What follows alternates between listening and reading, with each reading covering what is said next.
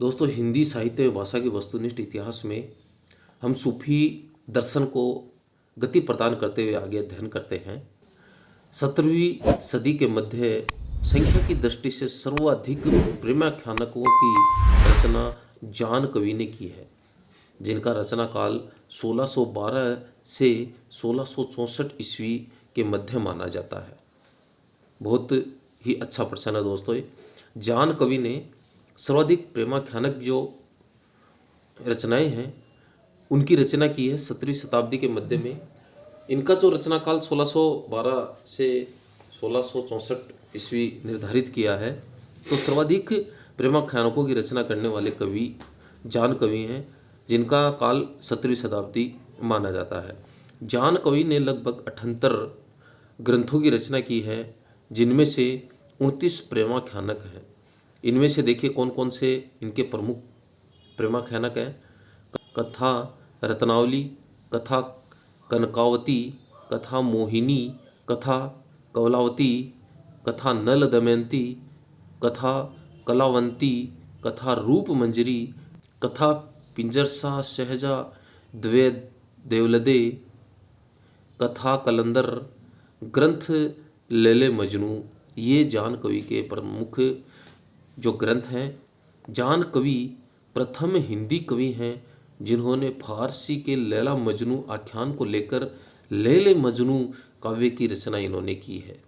जान कवि की जो भाषा है वो राजस्थानी प्रभावित ब्रज है। दामोदर कवि ने अपनी रचना लखन सेन पद्मावती कथा को वीर कथा भी कहा है। आचार्य रामचंद्र शुक्ल जी ने ईश्वर दास कृत सत्यवती कथा को भक्ति काल के किसी धारा में स्थान नहीं दिया है। मरगावती के रचयिता कुतुबन चिश्ती वंश के शेख बुरहान के शिष्य थे और जौनपुर के बादशाह हुसैन शाह के आश्रित कवि थे।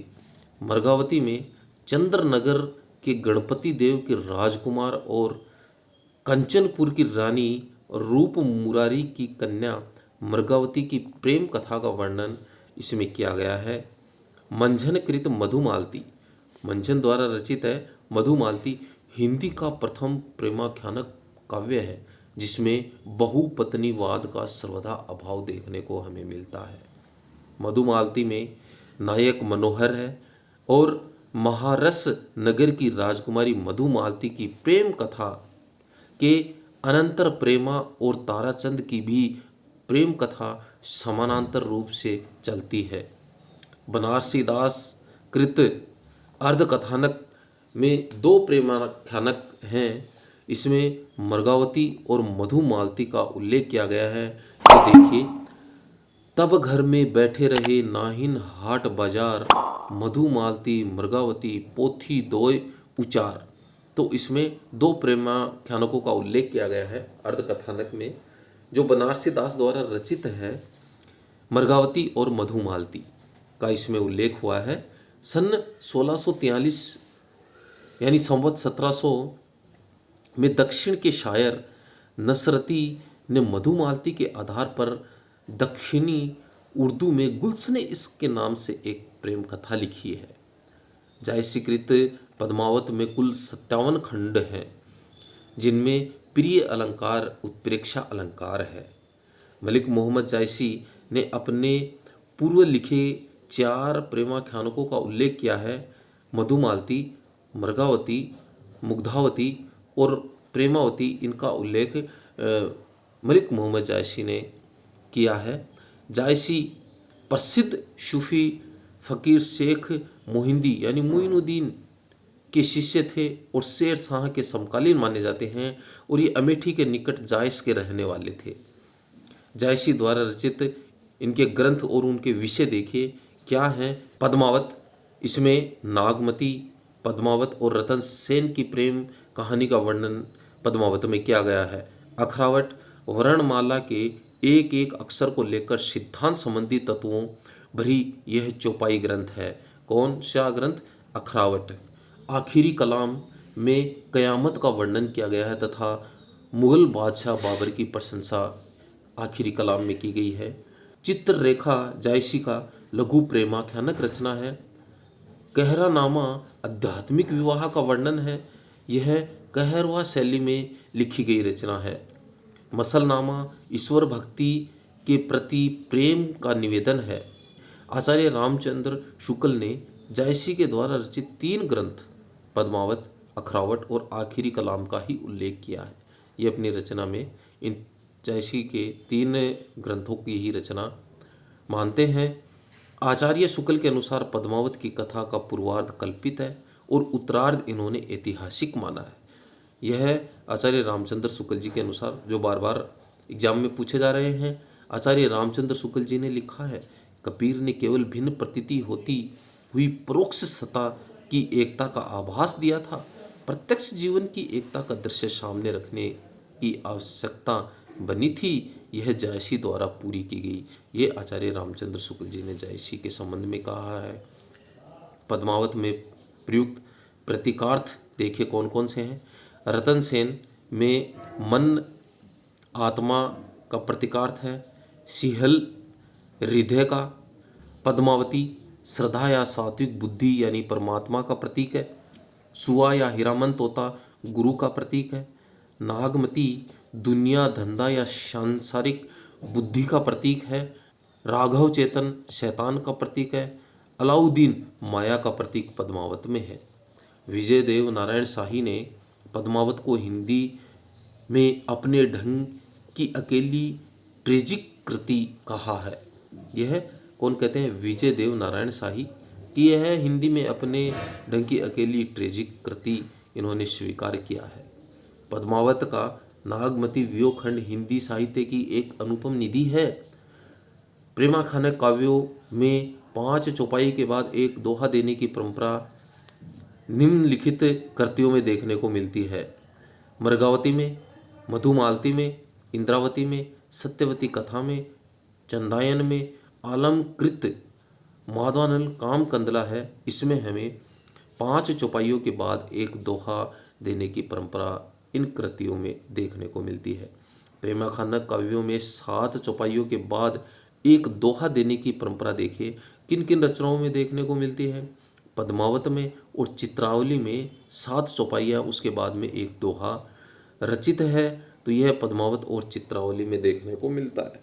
सूफी कवि उस्मान चिश्ती वंश परंपरा में हाजी बाबा के शिष्य थे और बादशाह जहांगीर के समकालीन माने जाते हैं। कौन? उस्मान चिश्ती। कौन? कवि उस्मान, ये जहांगीर के समकालीन माने जाते हैं। उस्मान द्वारा रचित चित्रावली में नेपाल के राजकुमार सुजान और रूपनगर की राजकुमारी चित्रावली की प्रेम कथा का वर्णन उस्मान ने अपनी रचना चित्रावली में किया है। चित्रावली में अंग्रेजों के द्वीप का भी वर्णन किया गया है। नूर मोहम्मद दिल्ली के बादशाह है, मोहम्मद शाह के समकालीन माने जाते हैं। कौन? नूर मोहम्मद शाह के समकालीन माने जाते हैं।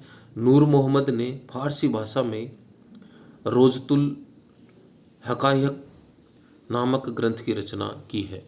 नूर मोहम्मद द्वारा रचित इंद्रावती में कालिंजर के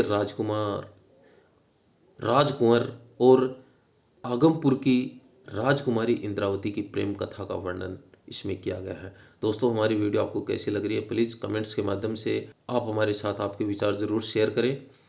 आचार्य शुक्ल ने नूर मोहम्मद कृत अनुराग बांसुरी की निम्न विशेषताओं का उल्लेख किया है। देखिए, इसकी भाषा सूफी रचनाओं से बहुत अधिक संस्कृत गर्वित है।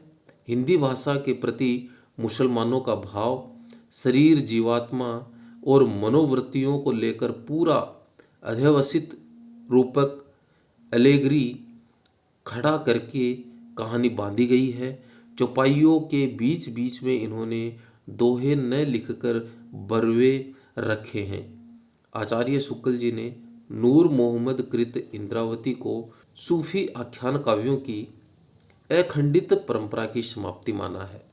आचार्य रामचंद्र शुक्ल जी ने सूफी या प्रेम मार्गी शाखा का एकमात्र हिंदू कवि सूरदास नामक एक पंजाबी कवि को स्वीकार किया है, जो शाहजहां का समकालीन था तथा नल दमयंती नामक प्रेम कथा जिसके द्वारा लिखी गई है, जिसे इन्होंने प्रेम मार्गी शाखा के अंतर्गत एकमात्र हिंदू कवि को इन्होंने शामिल किया है जिसका नाम है सूरदास, जो पंजाब का माना जाता है।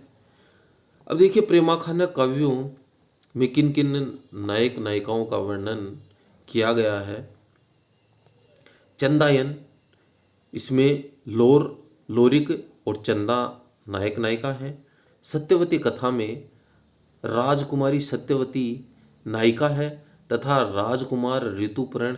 मृगावती रचना में नायक राजकुमार है और नायिका मृगावती है। पद्मावत काव्य में रतन सेन नायक है और नायिका इसमें पद्मावती और नागमती है। मधुमालती में मधुमालती मनोहर नायिका नायक हैं और प्रेमा और ताराचंद नायिका नायक का भी इसमें उल्लेख किया गया है। माधवानंद कामकंदला में कामकंदला और माधव नायक नायिका हैं। रूप मंजरी में विवाहिता रूप मंजरी और कृष्ण का उल्लेख है। रतन सेन में रंभा और शोमा नायक नायिका को मध्य रखकर ये रचनाएं रची गई हैं। दोस्तों, हमारी वीडियो आपको कैसी लग रही है, प्लीज़ जाने से पहले आप हमारी वीडियो को जरूर लाइक करें, चैनल को सब्सक्राइब करना नहीं भूलें, बेल आइकन को प्रेस करें ताकि हमें एक मोटिवेशन मिल सके। धन्यवाद।